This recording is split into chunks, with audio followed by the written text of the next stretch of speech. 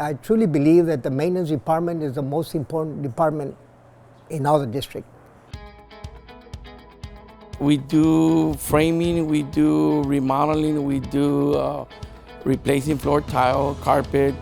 We actually work with electrical circuits, electrical panels. We go to each campus and facility and we cut the grass, we trim the bushes and the trees.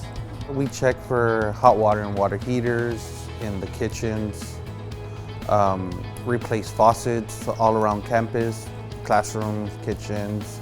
Trying to keep everybody cool and heated depending on the season. Maintenance coordinator oversees the clerks and mainly oversees the department. It's a huge challenge. You get people who sometimes are too cold or too hot, so we kind of try to find a middle ground, keep everybody cool and comfortable.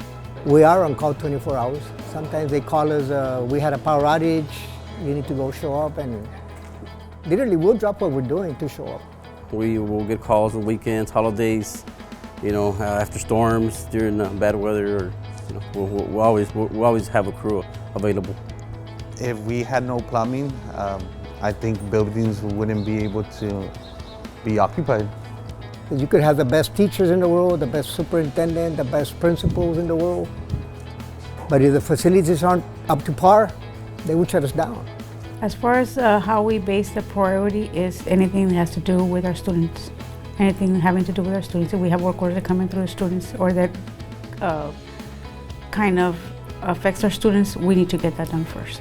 The first things the students and parents and teachers see is the grass. Nobody wants to go to a dirty house, We're here for the kids first.